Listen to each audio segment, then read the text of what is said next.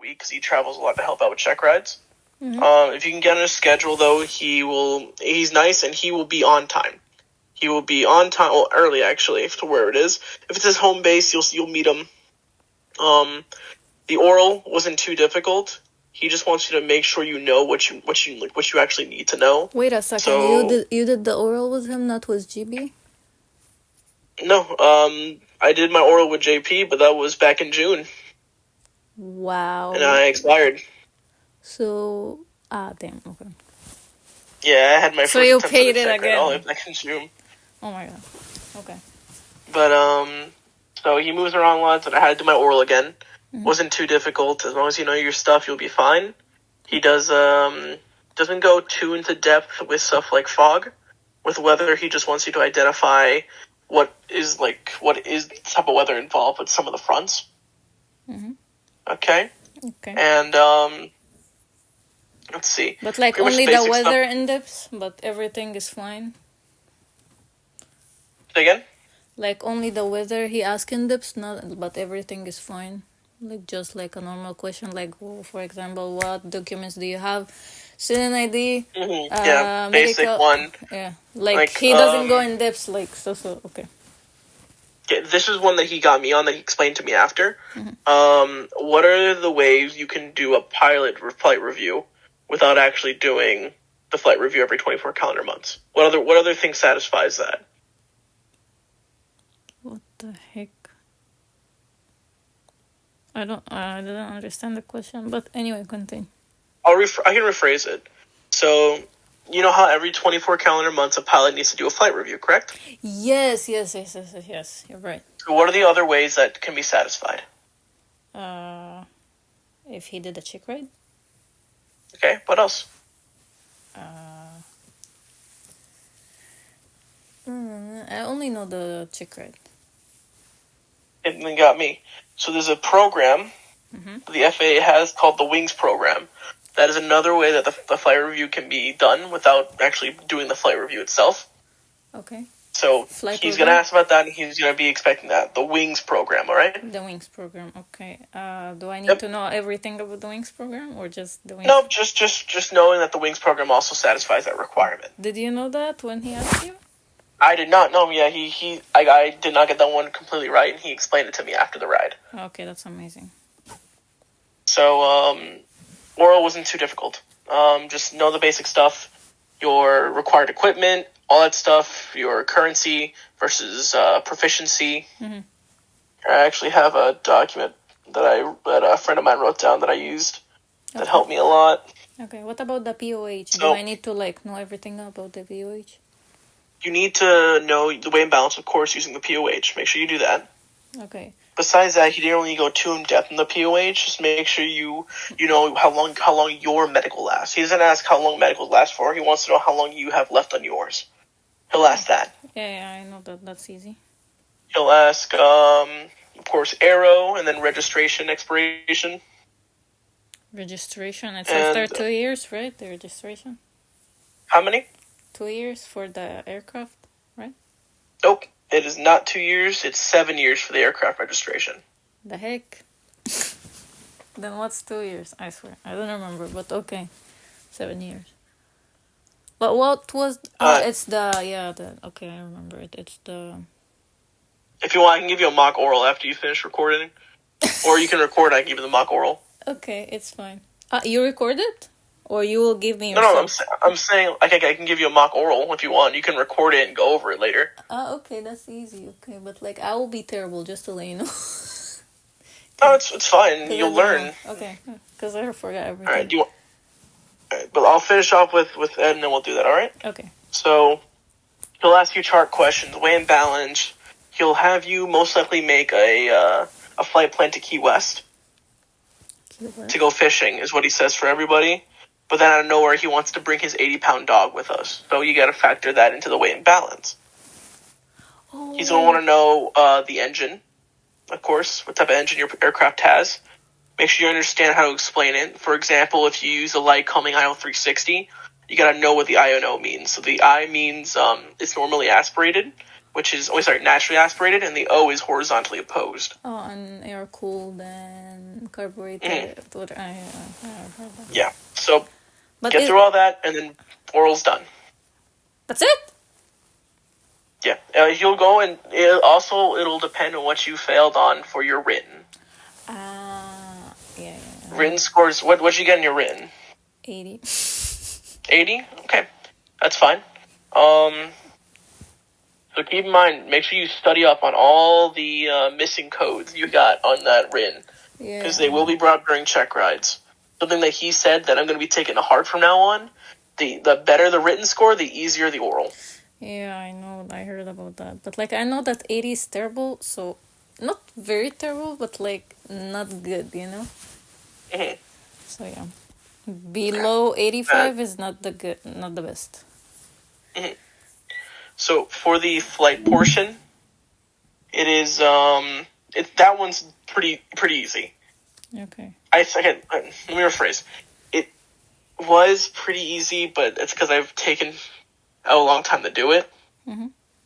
So I was able to understand the maneuvers a little better because I just had to keep doing them weekly. Mm-hmm. Yeah. I've been check ride ready since May. I know, I heard about that. That's since when we wanted to come to you, I swear to God. But yeah. Thank God that you just come and got it. So it starts off easy. If you're in Orlando, he'll try to get the performance landings and takeoffs done first. But is it easy? Because I had never entered the Bravo class. Well, you're not entering a Bravo. Orlando isn't a Bravo. Here, let me share my screen again, and I'll show you it in depth. Where's my Discord? There it is. All right, flight. There you go. Okay, let's zoom in here. Let's go ahead and take off some of these layers. Let's take off the Jotams. Okay, so here we got. This is it. This is Orlando Executive. This is his airport. Okay. This class Bravo is the one you got to worry about. Do you know where this one goes up to? Well, I know it. Oh, yeah, it says from 9,000 until 900 until 10,000. Correct. Mm-hmm. So that's what you have to worry about. You won't be entering the Bravo at all because the shelf that's right here on it, right here, that's affecting it, is 2,000. Oh. All right. Okay. The shelf over here is 1,600. So all you gotta do is while you're approaching in from Zephyr, we'll do a little mini flight plan from PH to KORL. So, of course, you want to take straight to the TFI for Disney World, even though it ends at 3,000. Mm-hmm. You're probably gonna stretch out this way. Okay. Right. So we'll add that to the plan here.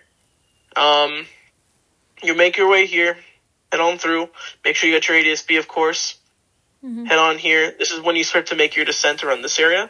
Because then you're coming up on that first Bravo shelf. All right? Okay. Well, the first Bravo shelf's here at 6,000, so just make sure you're under 6,000 here. Yeah. This one's 4,000. Okay. I like being around, when I came in for the ride, we were about maybe 2,000 right here. Then we lowered down to 1,100 for pattern altitude to get into here. Okay. Did he come to you or you went to him? What happened? You went to him or he came to you? Blue, blue, blue, blue, blue, blue. He went to We went to him. We went to him. We went to Orlando. Okay. So you started from Orlando. Oh, we started at Brooksville, flew to Orlando, and we did the check ride at Orlando.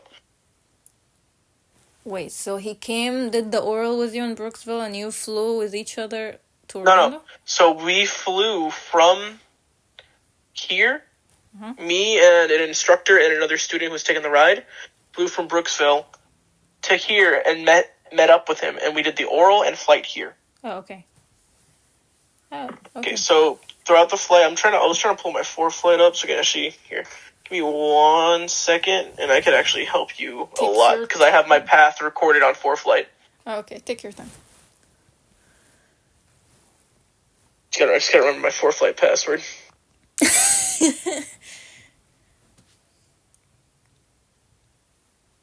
There we go. Was it so stressful? Oh, 100%. Okay, here it is. This is my this was my path. Okay. For the check ride.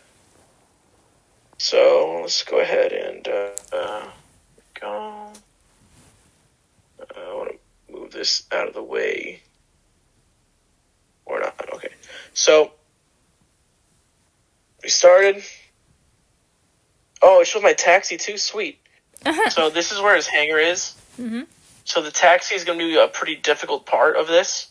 Was it so busy?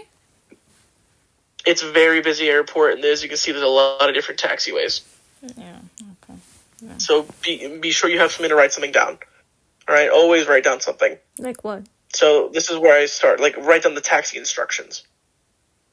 Oh, like what the ATC say? Yeah, what the ATC tells you. So I got lucky because they told me to follow an aircraft.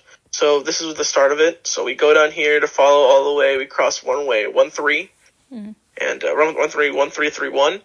And then we got to, there's a hold here. These are for doing your run-up checks. Oh, the hotspot. So that you don't clog up the entrance. So then we went up and we took off. These, because Tower told me to do like 5 360s. Oh. Okay, because there was like landing traffic? It was so busy. Yeah. Okay. So we did a short field landing. I slammed it into the ground because I was about to miss it. Mm-hmm. I was about to overshoot it, so I didn't want to do that. So, but you don't have like that exact time to like take your time, you know? Yeah, you can always take me. You do not feel rushed when it's a check ride. They cannot rush you.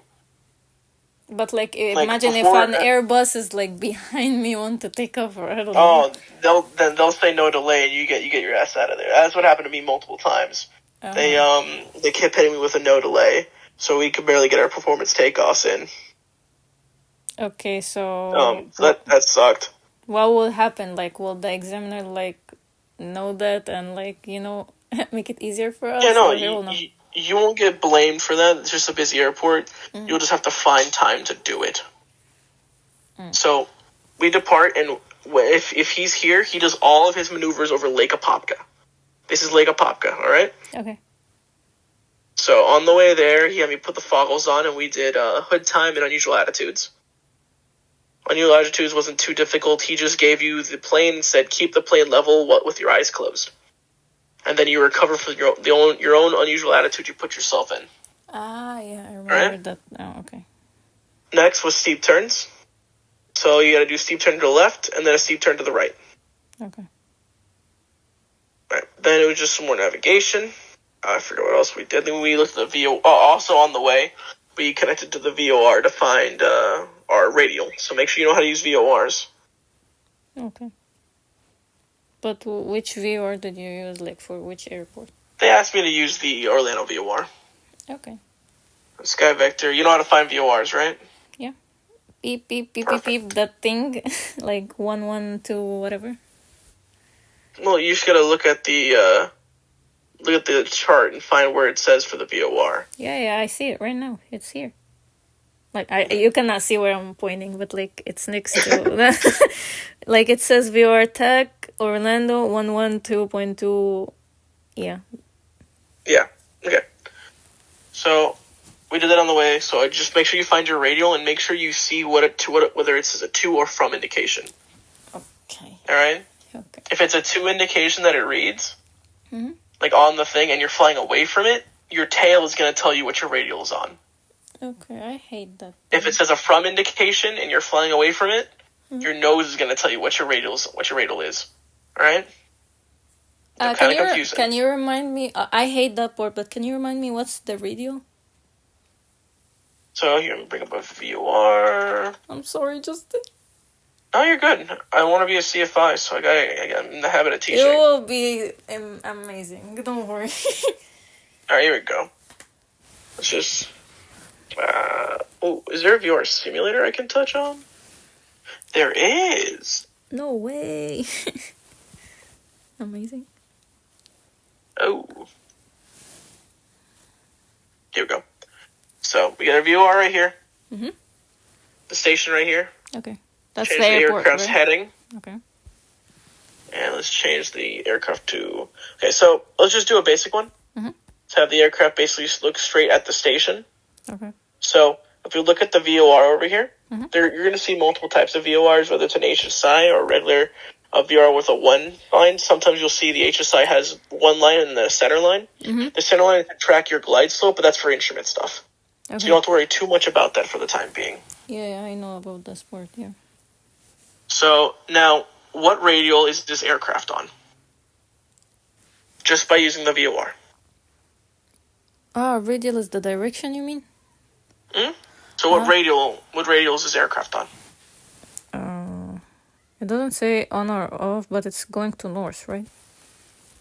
So that flag right there that I'm pointing at, that is your to and from flag. Yeah, but like, I remember it was saying to or from, you know? Like the letters. So this says you're going to the station right now. That's to, okay. And where does it, this is north, right? Yep. So you're on a 360 radial. Mm-hmm. So if you go right here, go and switch up a little bit, change the heading. Yeah. I'll just do a complete, opposite.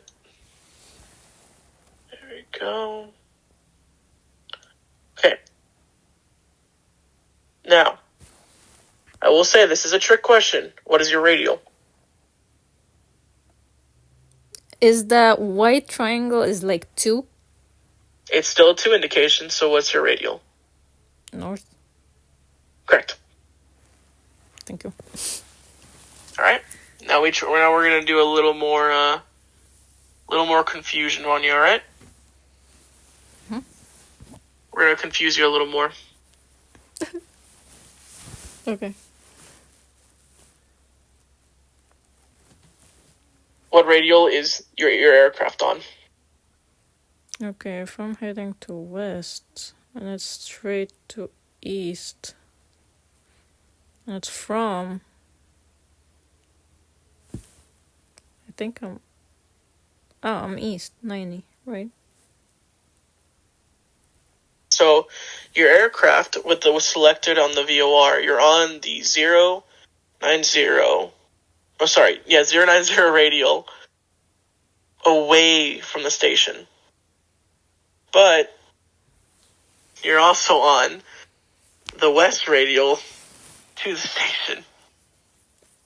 Yeah, I can see. VORs are fucky. All right, but you don't need to go too in depth in it, right?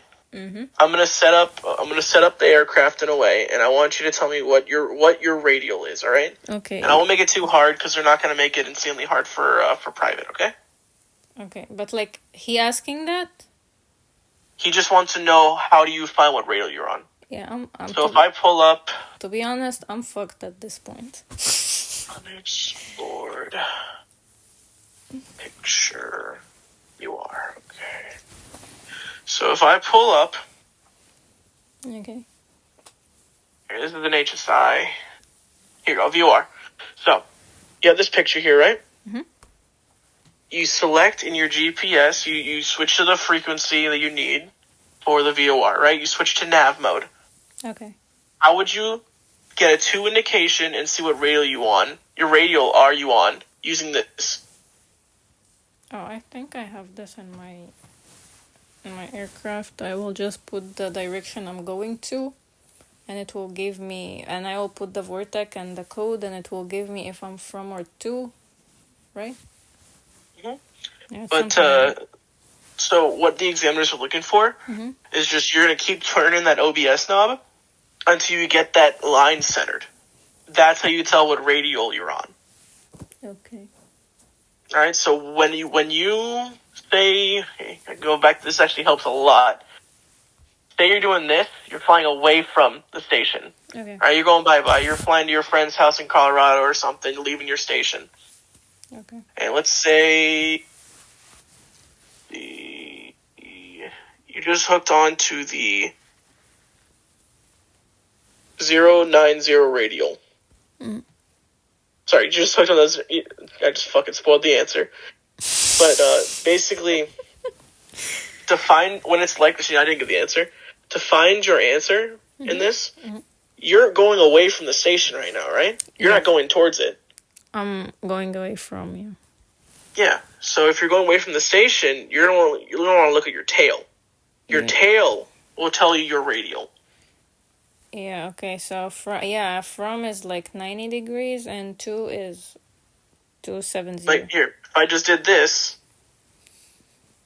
boom, your radial. You're on the west radial, away from the station.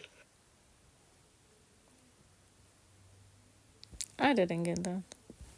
Okay, we'll do another one. I'm sorry. No, you're good. You're good. I want to help you understand it the best I can. Thank you. So you're flying away from the station right now, right? Yes. Let's say I'll do this. You were flying. You were flying this. You were doing this. You're flying. You got into the cone of confusion. Mm-hmm. You're out of it. So you've already flown past the station. Okay. Right? Mm-hmm. What radial are you on?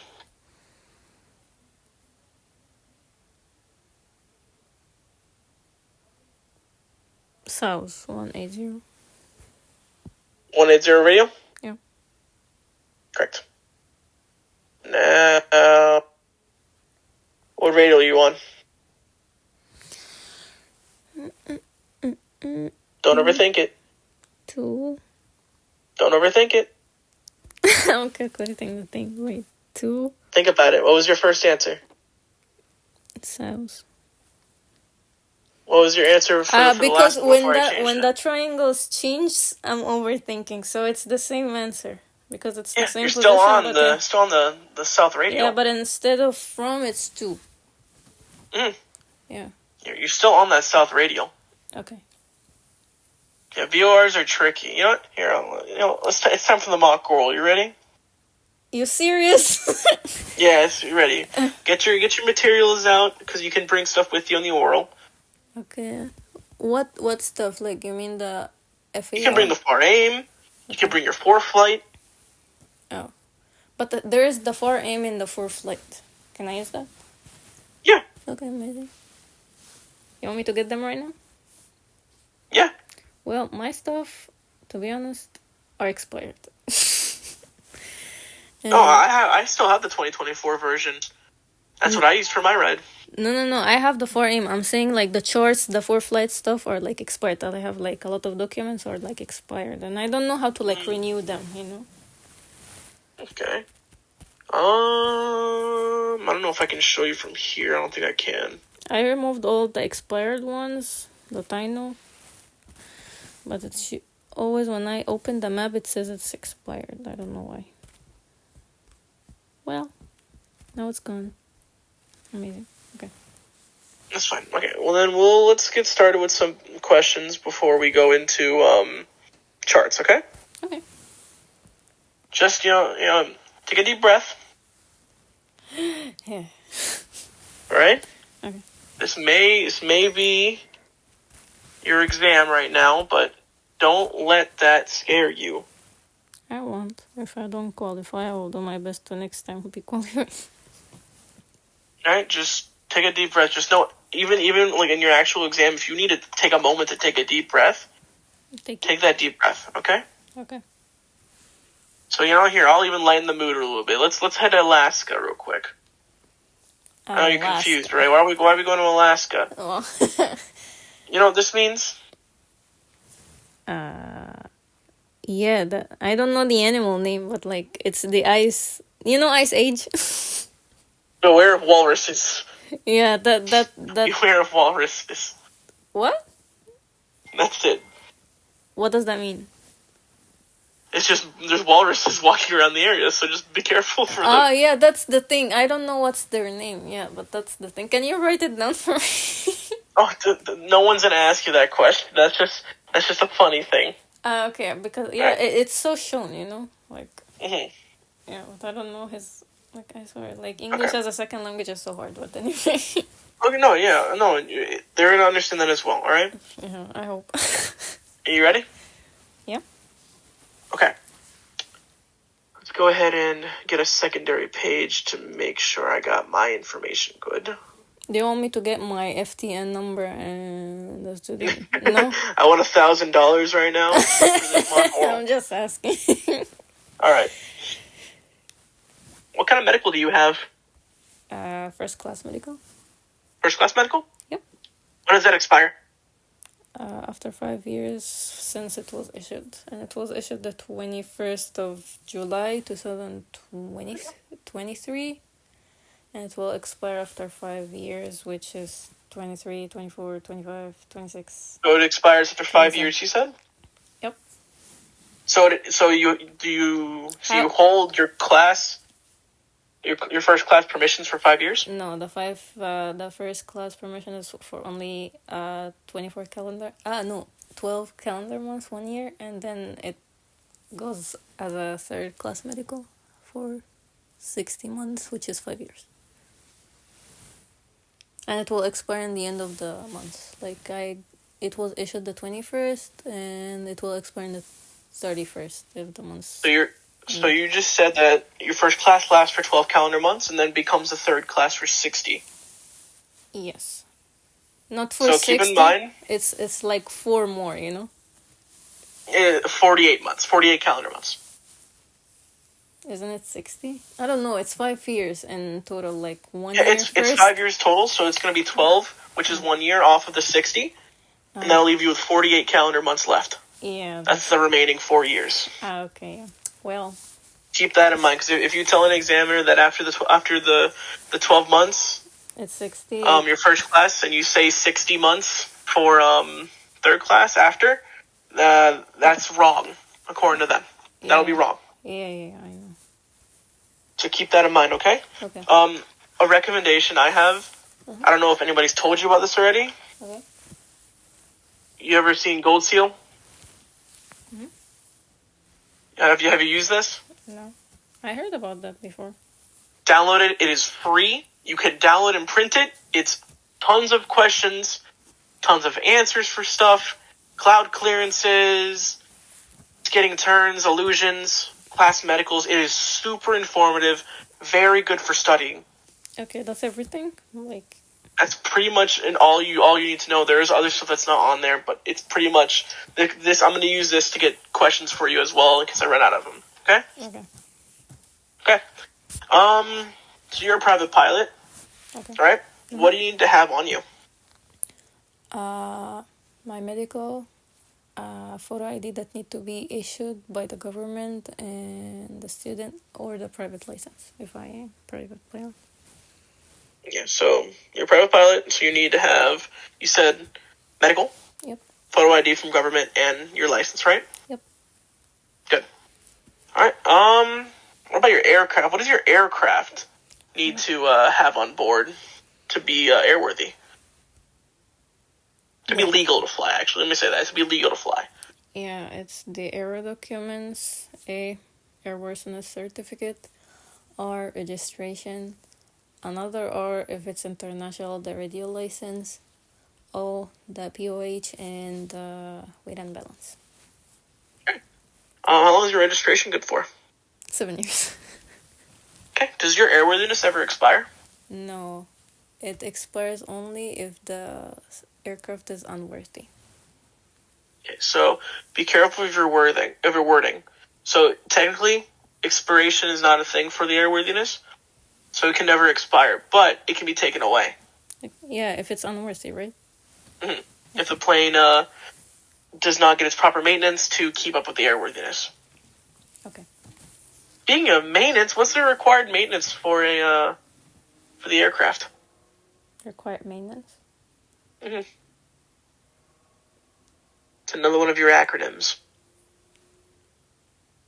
I heard that word. I'll reword it. Another one of your, what are your maintenance inspections? Inspections, like you mean the ELT and these stuff? Yeah. Oh, okay. Okay, so we have... What acronym is that? I'm sorry, what are you asking about exactly?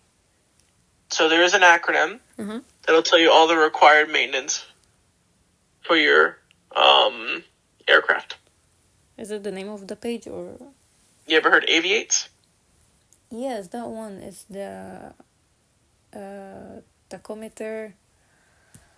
What else? Altimeter, VOR, ELT, A for altimeter, V for VOR, T for tachometer, I for the 100 hours inspection, V, T, right? Another T. I don't remember, but the last one is ELT. I don't remember the other T. So let's type them out. Oh, the airspeed indicator. No, not the airspeed indicator. I don't remember, to be honest. That's what I remember. Okay. You got your Ackerman Aviates, all right? We'll go one by one. You ready? Yeah, A, altimeter. A is going to be your annual inspection. Yes! That's the other A, okay. But the other one is altimeter, okay. So how long is your annual inspection? Like, when does that have to be done? 12 months. Correct. And the VOR. All right, what about the V? VOR is every 30 days if it's instrument rated. You can just say it's every 30 days. Okay, what they told me is every time I say 30 days, if it's instrument rated. So I'm just saying it, you know? Gotcha. Question for you. Yeah, sure. Just a side note. What color is the red house? Red? I don't know. No. Red. That's all it is, right? Yeah. What color is the red house? Red. I know it sounds stupid. It sounds Keep that in mind when you're answering questions on the oral. Mm-hmm. You don't want to dig yourself a hole. Okay. So you answer the question to the bare minimum, unless you ask for more. Okay. Okay. All right, next. With I. The 100 hours inspection is every 100 hours of the tachometer. Why the tachometer, not everything else? Because it's the hours that, like, they want to renew that or, like, inspect that when every, rotation happen. That's what they told me. Yeah. Yeah, something like that. And it need to be, not to be for higher compression, something like that. Yeah, so the 100-hour only needs to be completed if the plane is being used for, like, flight training. Yeah, it's something like that. Or higher, something like that. All right, what's the next A?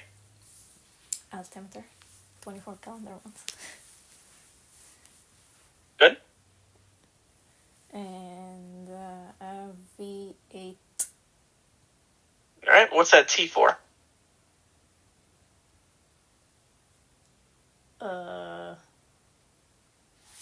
Transponder. Correct. How long? 24 calendar months. Good job. And the ALT right. is every 12 calendar months, or 1 hour of cumulative use, or half the weight battery. Correct. And now some people just use the acronym Aviate, while others use Aviates. What the S means is just static system. Source of power, something like that. Just static system. That one's how much? To be honest, I don't know. I don't know, to be honest. I don't remember. Think about it. What instrument is in your static system that's on here that we named already? Static system. The static system. Oh, wait. It's a pedostatic system. There you go. That'll help you out. Pedostatic system. The altimeter. Yeah, I know. The altimeter. So, when does the inspection need to be done? 24 calendar months. Correct. Oh, really? Okay. All right. So we got that. Speaking of your static system, what instruments are connected to your pedostatic system? There's speed indicator. The altimeter. Okay. And the VSI. Perfect. All right. What instruments are connected to your pedo tube? Airspeed indicator. Airspeed indicator? Yeah. To the pedo. Perfect. All right. Now let's pull up a nice picture for you. No. How many holes does the pitot tube have? One. One hole? Yeah. Are you sure? Yeah. What if water gets into the hole? It will be clogged. You're asking what will happen. Picture after? is a perfect representation. Okay. There are 2 holes. Really? Where? Yes. Save image as and just reopen image. Okay. So I can get it blown up for you. Okay. There we go.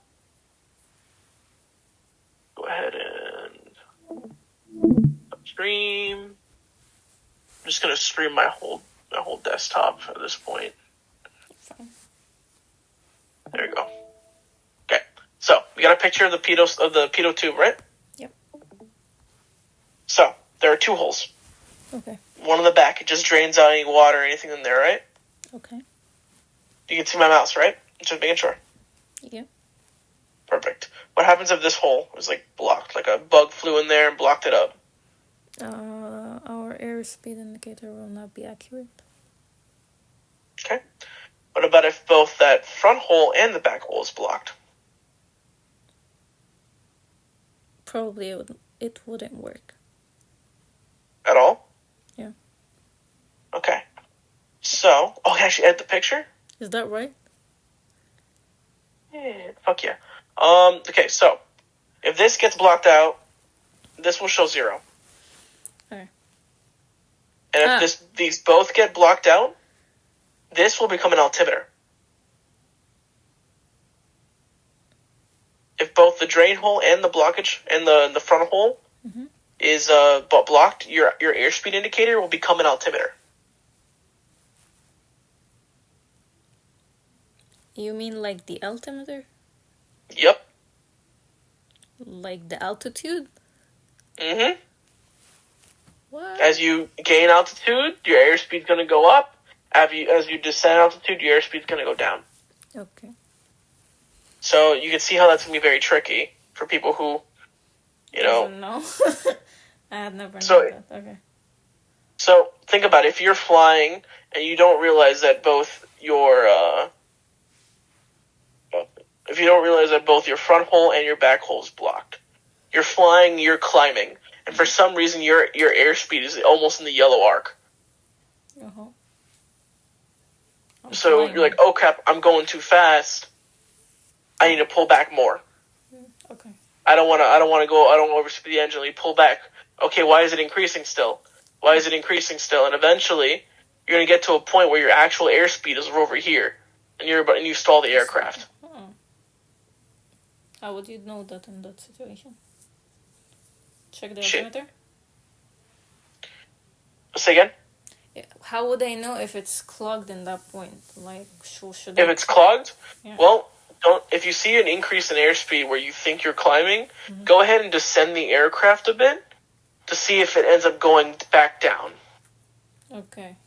If you see that when you put the aircraft nose down, you start to descend, it need to. You see your airspeed start to descend as well. Okay. You'll know, okay, I have a blockage in my pitot tube. Let me turn the pitot heat on to see if it's something I can block and drain. If the drain hole's blocked too, I need to land as soon as I can because there's no way I'll know my airspeed. So you don't have to go off of vibes alone, really. Mm-hmm. Right, now what if this is blocked? Oh, the static port. The VSI will not be accurate, and the altimeter too. What happens to the airspeed indicator? It won't be accurate.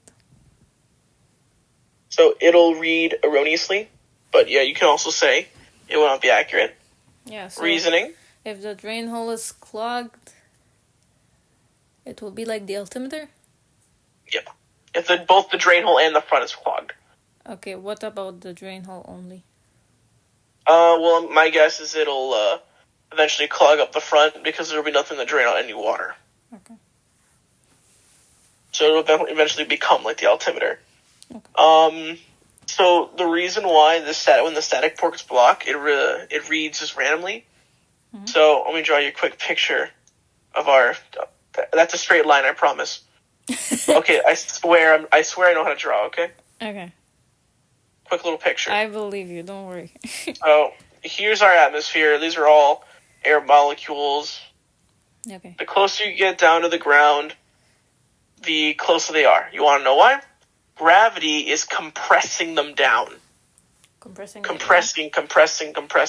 So when you fly through this area of all these molecules, all these airs, all the air molecules close to each other, when you fly through that, say you're going to read, let's use 50 knots, all right? Okay.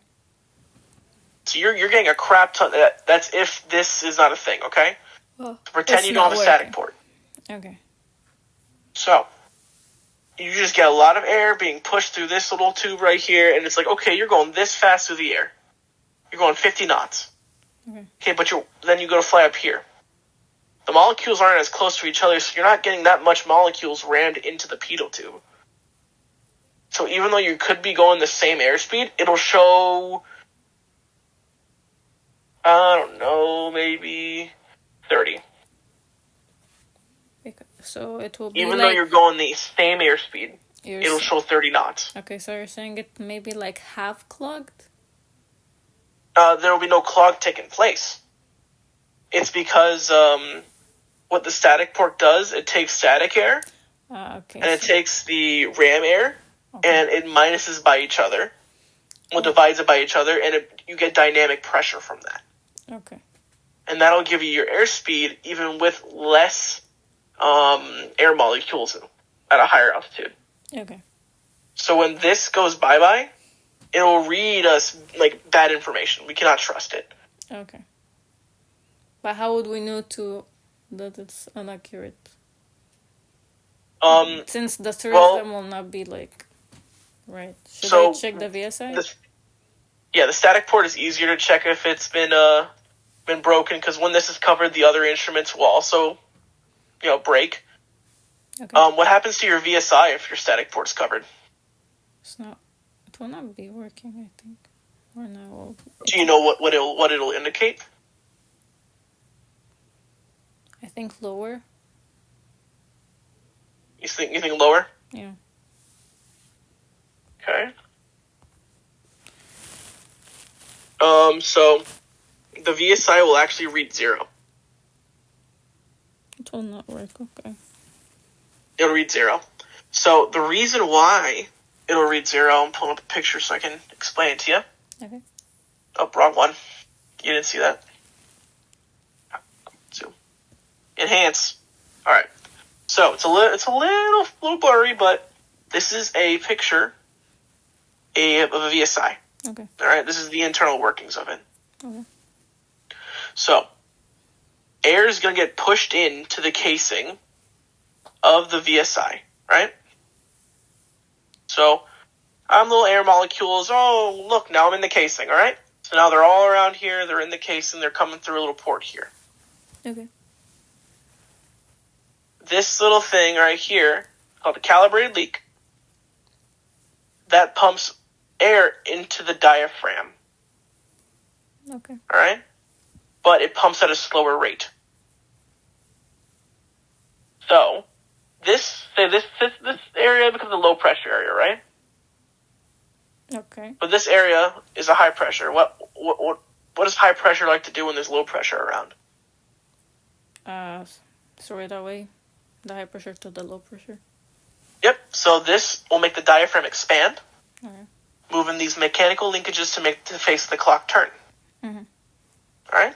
So now, what if this is a low pressure and this is a high pressure area? It will be the other way. Yeah, it will squeeze the diaphragm, causing the mechanical linkages to move. Right. So what the VSI measures is the pressure from now versus the pressure from like 7 seconds ago. Okay. So that's how it tells you whether you're climbing or descending. Okay. With your static port blocked, that air blocked, this is like bye-bye. Nothing will. This calibrated the air inside of here will eventually become the same as the air that's inside of the casing. Okay.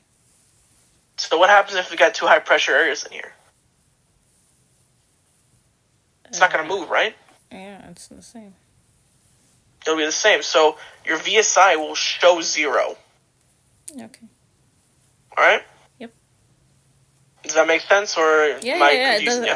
I did not study how the VSI works, so yeah, that's amazing. Did the pitot tube also help too? Yeah. Okay, making sure. If I'm confusing in any way, let me know and we can try to talk about it a different way. I swear, my instructor is more confusing than you. Don't worry. Okay, so now you ready for this one? Oopsie. We'll do the altimeter now. So what happens to your altimeter when the static port gets blocked? It won't be accurate. But probably will descend. I remember something will descend, but I don't remember which one. Okay, so you're right, but it won't be accurate. You won't be able to trust it. Okay. Keep in mind the static port is the only way of getting the pressure to the altimeter. Okay. Right? And I can take you through the entire intricate workings of it, but it's not going to help private pilot. You're going to learn this stuff, like this hardcore in-shell. Like I gave you just a brief overview of this. Mm. You're going to learn all this for instrument training. Mm-hmm. So I don't want to overload your head, so I'm going to give you the simple term. Ready? Simple answer. Okay. But it's if fine. This gets blocked, your altimeter will show the last altitude. Okay. That you were at before the blockage. Okay. So say you were at 3,000 feet and a bug slams into your static port and now it's blocked. No matter what altitude you're at, it will stay at 3,000 feet. Because the pressure from 3,000 feet is caught inside of the casing. Okay. Does that make sense? Yeah. I'll give you another one just in case. Say it gets blocked on the ground, someone tapes over it or paints over it accidentally and didn't realize. You just took off and you're flying northbound. What does your altimeter say? 0.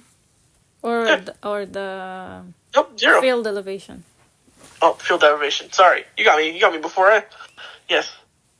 It'll show the field elevation. So that's the pitot-static system. Alright? Yeah. Good job. You did good on that. There were some things you didn't know, but that's fine. Alright? No one's going to know everything. I didn't study for 2 months. You're good. Alright. Can you tell me the difference between currency and proficiency? Yeah, sure. Currency that I'm current by the FAA terms that I can fly with passengers. That's for, like, if I had 3 landings in the day and 3 landings in the night within 90 days, I can carry passengers. But proficient, that in the 89 day, I still current, but I don't feel proficient because I didn't fly for a long time, so I will not feel safe to take passengers in that time. So I don't feel proficient, but I'm current, So you mentioned having to do landings to get passenger currency. Can you explain to me about it? Yeah. How do you get current for carrying passengers? Was the landings? What kind of landings? In the night it need to be full stop. What about the day? Can be touch and go. And full How many? 3. Yep. So now a question for you. Yeah, sure. If you did your 3 takeoffs and landings to a full stop at night, does that satisfy your day requirement? Yeah. Correct. What about vice versa? It's satisfied. If you did your 3 takeoffs and landings in the day, would that satisfy your night requirement? It works for my requirement. Yeah. So if you did it during the day, it satisfies the night. What do you mean? So you do your 3. Okay, we'll do a scenario. Right. You do your 3 takeoffs and landings during the day. Okay. And your buddy he just came from Egypt. He wants to go up in a plane with you, and it just turned to nighttime. Okay. Oh, I didn't. Are you legal to carry him? I didn't do the night once, right? No. Yeah, you did. You just did your day ones. No, I cannot. I don't think I can. What if those day ones were to a full stop? No, still no. Good. Good. That's what I wanted to hear. But you mean All in the vice versa, if I did the night, I can do the day? If you do it at night, then it satisfies both your night and day requirements. But its day cannot satisfy. Okay, I understood. Yeah. I was like, is he asking about what type of what he's asking about? Okay. Where do you get your weather information from? The flight what do you service use? Station and ForeFlight and ForeFlight? The Meter. Yeah. Do you use it AWC as well? No. Okay. So you don't use this website here? No, I don't use it that much. I need to use it, I know, but I don't use it that much. Like, personally, I don't use it that much. Okay. But we're going to use it to test your weather knowledge. I use ForeFlight, like, to check the clouds and everything. Okay. But yeah, we can. So if I point to things, I want you just to tell me what they are, okay? Okay. That's my most What's this? sport. What's this right here? Warm front. Yep, okay. What's this? Cold front. Okay, what about this right here? I don't know this one. That is a trough. What is that? Do you know what a trough is? No. An elongated area of low pressure. If you notice, it's springing from low pressures, right? Yeah, but what does that do? It's just an area of an extended area of low pressure. So this is all low pressure. As if a low pressure system was right here. Okay. All right? Let's see. Can I find any? Oh, here we go. What is this right here? Oh, okay. That's not the purple one. It starts with an S. Wait. Stationary, something like stationary front? Right.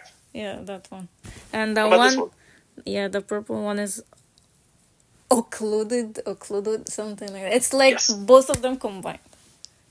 Occluded front and stationary front. Yes, that one. Both gonna end with fronts, all right? Yeah. What's this? What's this? What else is right here? High pressure area. Okay, what about this? Low pressure area. How does a high pressure area move? Oh, from down to up. Down to up? Wait. All right, how does a low pressure area move? Oh, it's the other way. The high pressure is like down and low pressure is up. So it's from up to down for the high pressure and the low pressure is vice versa. Yep. So a thing to help you as well, you'll see it in like active weathers, like when there's really bad storms, you'll see it. Mm-hmm. Like in radar. High pressures, they move clockwise, downward, and outward. Ah, you meant okay. And the other one Low moves pressure, like the other way. Yeah. Clockwise, upwards, inwards. Okay. So a good way to remember that, clocks are high on the wall, right? Yep. Clocks are high on the wall. Clocks? Clocks are high on the wall. What does that do with the high pressure? That just means the high pressure goes clockwise. Since clocks are always high on the wall, okay, high pressure is clockwise. I was trying to connect what does high do with... okay, I got it. Now, to your favorite part, everybody's favorite part, charts. I hate that. I hate everything, but okay. Let's start with your home airport. Oh. What can you tell me about this? Tell me all the information you get from this. Okay, that's Defer Hills, and the code for that, if you want to search it on ForeFlight, you need to put K, and the code is ZPH, so it's KZPH if you want to search it on ForeFlight. It has automatic weather observation system, and the number is 118.975. The elevation field is 90 feet above sea level. It have lightning. It have light, like in the airport. I know what you meant. Don't worry. Keep going. Okay. 62 is the longest runway in there, which is 6,200 feet. And the CTAF is 123.075. And the right pattern is runway 19er and 23. What does this mean? Oh, I knew that you were about to ask that. It's something about the light but it operates in a specific time, something like that, right? So you're going to want to check the chart supplement for it. Then you can find them on ForeFlight as well. But that means that there are limitations to the lighting. Yeah, it's something like for timing or something. Alright. But what limitation exactly? Can you remind me? It's just you'll have to check the chart supplement. There are different types of limitations, whether it's lighting that's not always open or stuff like that. Limitations of lights, okay. So, I see that your airport's magenta, and this one over here is blue. Can you tell me the difference? Yeah, mine is untowered, and the blue one is towered. Okay. What's that star on top of your airport? That's an amazing question. I know about the squares it's fuel, but I don't know if the star is related to it or not. But I think it have a rotating beacon. Is that the rotating beacon? Right. Right? Yeah. Good. Is it the fuel or the rotating beacon? No, rotating beacon. You got it right. Okay, the squares are these little lines coming out of it? Fuel. It have fuel. Good. What's this mean? Skydivers. Yep. Yeah. How about this? Gliders. Okay. What is this? You said this. Hey, you said what did you say this was? Checkpoint. No, this one right here. The G. Glider. Oh, okay, I thought you said hang glider for a second. No. Alright. So what is this? A checkpoint. The flag. Like a noticeable checkpoint that you can tell the ATC about, right? Yep, perfect. Before a checkpoint. What's all this yellow here? What is that? City. Okay. Buildings, yeah. You can also say congested area. Congested area, yeah. I was about to say it, but I was like, cities, Very buildings. Alright, let's head down to Clear. Let's head to Albert Whitted. What's this diamond mean? To be honest, I have no actual idea. What does this diamond mean? I don't know. What speedway? I don't know. Boom. Good. Correct. What speedway? The chart will give you most of the information. There's a speedway right here.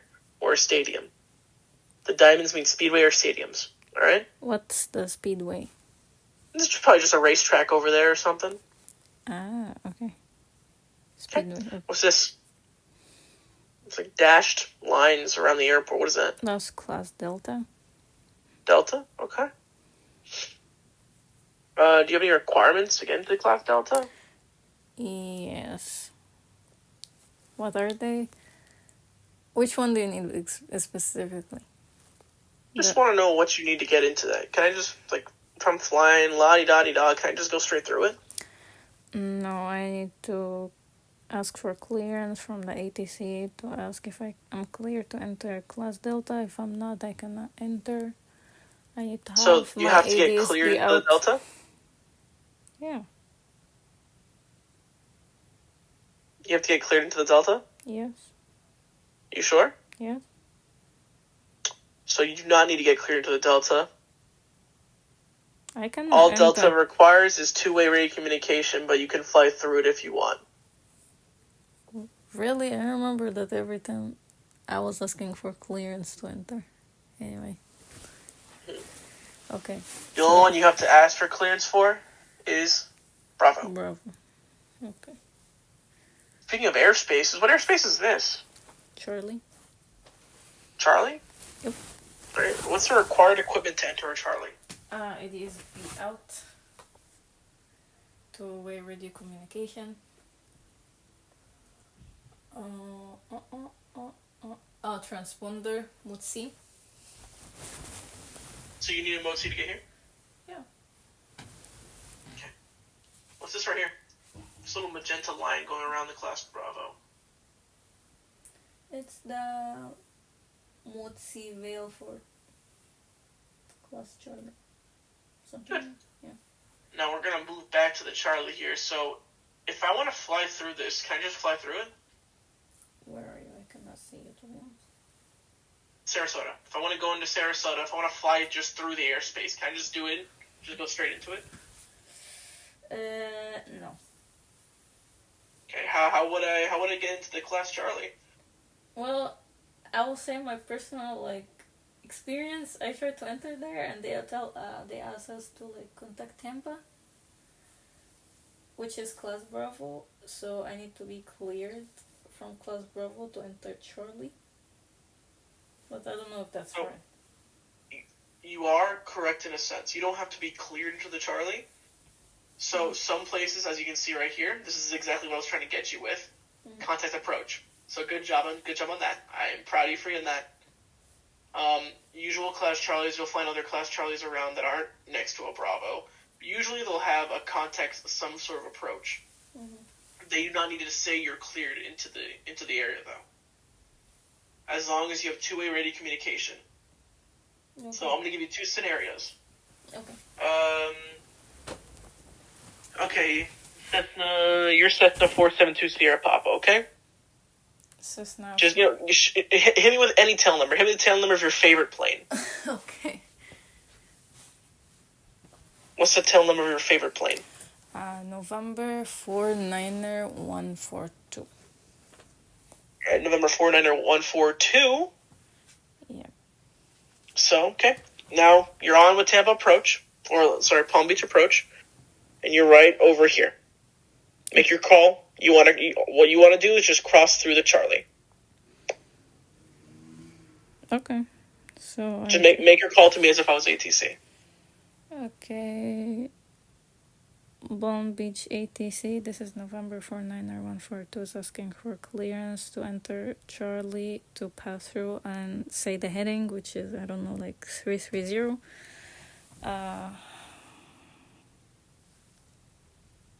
Okay. Aircraft on frequency, standby. Do you have access to get into the Charlie? I do not. If someone says standby, I need to. They say aircraft on frequency, standby. Does that give you clearance? No, I need to stay like in the same place. I can do like around 360 degrees. But it's two-way radio communication. They talk to you, so you can go in, right? I don't know. I had never tried to enter one. Answer is no. Okay. So what a two-way radio communication means for the Charlie, they need to explicitly say your tail number back to you. So if I can just enter if they said my number. Yeah, if they said I keep for your tail number to say blah blah blah Cessna 1 2 3 4 5 6 7. How do you do? Okay, they acknowledged you. You can go straight into it. Oh. All right. Okay. As long as they acknowledge you, you can go into the Charlie with your tail number. Okay. All right. What other ones could I throw at you? Okay, what is this magenta, faded magenta around Brooksville here? That's Class E airspace. Okay. What does it go? What is the floor? What is it for? When does it start? It's from. Okay, let me say that. 1,200 feet until any class meets it, but it extends until like below Class Alpha. Basically. So this Charlie right here, the faded magenta. That's not Charlie. That's Echo. The faded magenta right here? Yeah. Oh, did I say Charlie? Yeah. My bad. I was asking what the faded magenta was. That's Echo. It's Echo. Okay, where does it start? From 1,200 feet until 17,999 feet. Okay. So it's incorrect. Incorrect? Okay, why? Yes. So these class. Don't say Echoes, 700, please. They start at 700. No, I hate that part. Okay, I know, but it's confusing. But there is like one that is like the magenta one that it's dashed, and it's like it's still E. Yeah. Yeah, I'll show you one. They have one all the way in. What's it called? Okay, I think I just broke my freaking Sky Vector.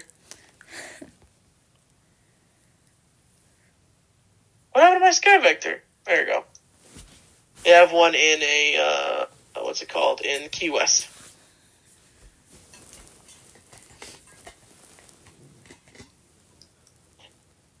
So this is just an extended Class Echo. All right. That's all this is. Okay. What is the ceiling of this Class Bravo? 2500. Okay. Let me give you a tricky one. You ready? Mm-hmm. What? What is the ceiling for this class Bravo? Orlando. Can you point out the port exactly? So it's Orlando Executive right here.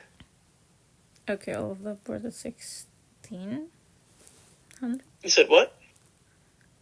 1600. So the ceiling is 1600 is what you're saying? Yeah. But what's that negative? That's the thing that got me.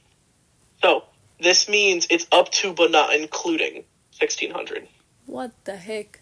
In other words, this class Delta goes all the way up to 15999. Okay. Because if it goes up to 16, the Bravo starts at 16. Oh. Okay. You don't want to breach the Bravo.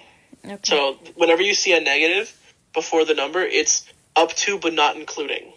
Okay. So from the surface until 1599. 1599. Yes. Okay. Good. How far does Class Echo go? What?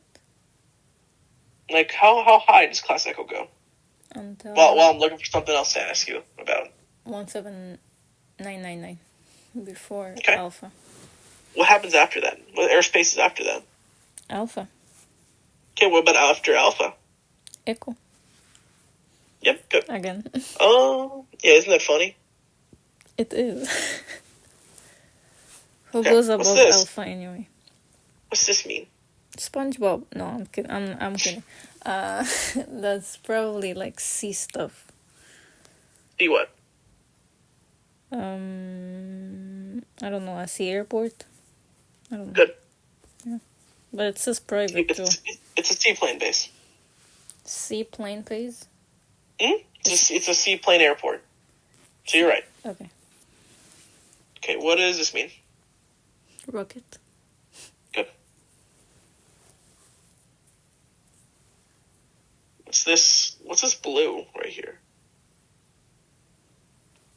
Oh, that's the areas. Okay, I'm terrible at this part, but probably it's wild area. Oh, it says there, George Wilderness. I'll give you a different one.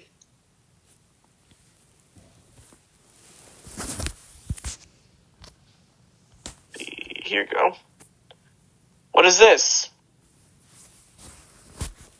It's the same color, the blue with the lines coming out of it. What is it? What kind of restricted area? What? Can you enter these?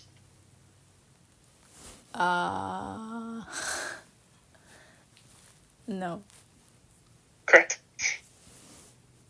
Okay, what's this right here? It's magenta with the lines coming out. What does that mean? It doesn't say in the thing, but it's probably the military. It says the MOA, the military thing.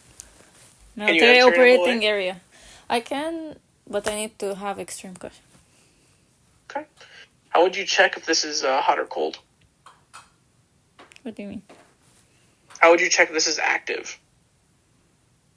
Oh, I will check the NOTAMs. Okay.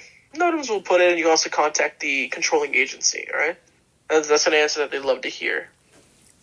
Who is the controlling agency? Like, how would I get his number? So you can contact the flight service station for it, and you can figure it out from them. Okay, I had never called flight station before, so... Neither have I. I have their number on my phone, but neither have I. Oh, here's another one to trip you up. What does this mean? Surface to...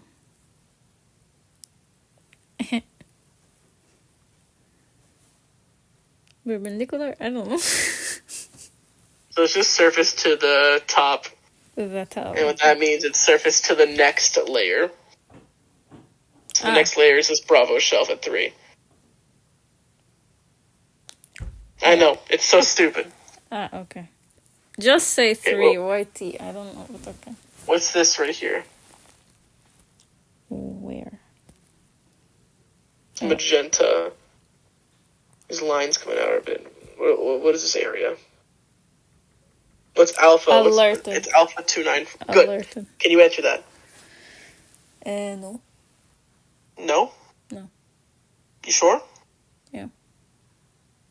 Okay. So you can enter alert areas. But alert areas are just concentrated flight training. Alright? So you gotta be careful for a bunch of flight training going around. Alright? Okay, so I can enter the alerted and the military operating area. I cannot enter the TF4, not restricted. Yeah. You can't enter restricted, and what else can't you enter? And there's prohibited too. Good. I was about to go pull up prohibited, but you caught me before I did it. Good job. I cannot enter, right? Now, I apologize for doing this to you. What happened? But I got to. What is this? What is what? What's this? It's airspace right here. Oh, probably it's that one. I don't know. What is that airspace? So this is a TERSA. I heard about that term before. But so this is basically an optional class Bravo. Optional? Yeah. It's not a mandatory. You can just fly through it if you want to. But it's recommended you treat it like a class Bravo for safety. So, is it a class Bravo or no? No, it's a TERSA. Two different things, but you can treat it like a class Bravo. Okay. What other charts can I throw at you?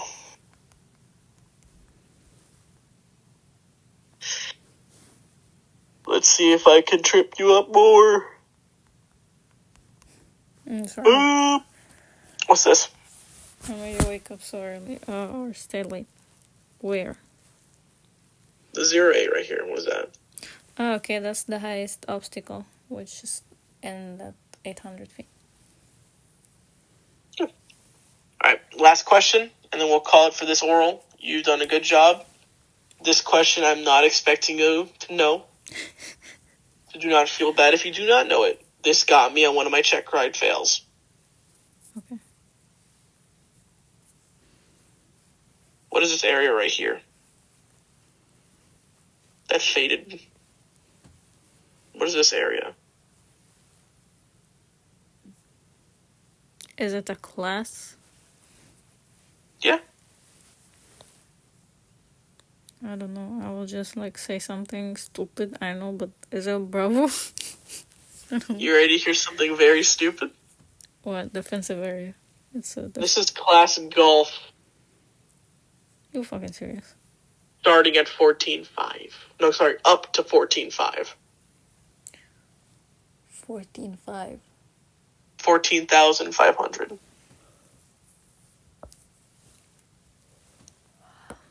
He asked you that. I got asked, not by Ed, a different examiner. Damn. Okay. I'm not sure if you knew this, Miriam, but I have 2 fails under my belt. Oh, so you had a fail? Twice. And then I got to Ed Moon and passed. So it shows in your FAA account that you failed to check right? Yep. The fuck? It sucks, but I'm not planning on failing another one. Mm-mm. But yeah, one of the examiners I was with, people are just telling me he was just trying to get me to fail. I had a 3-hour oral with him. Mm-hmm. And he got me on. Do you know where the flap motor is in your aircraft? Flap motor? No. Mm-hmm. Yeah, he got me on that and stuff like that, so. It's stupid and it sucks. So much, Yeah. Alright, well, it's been great. I'm gonna head off now. Yeah, it's fine. But, text me if you want any more, or even text Gabriel too. Maybe we're gonna have a group study session. We can. Yeah, that's amazing. Thank you so much, Justin. No and problem. I have a question. Text me if you need anything too, okay? Do you have a problem that I post that on my YouTube channel? Because I put the videos to keep it in there, so if I want to look at them, I just look at them. Do you have a problem if I post it? I will just take care. Yeah, you can post it. My bad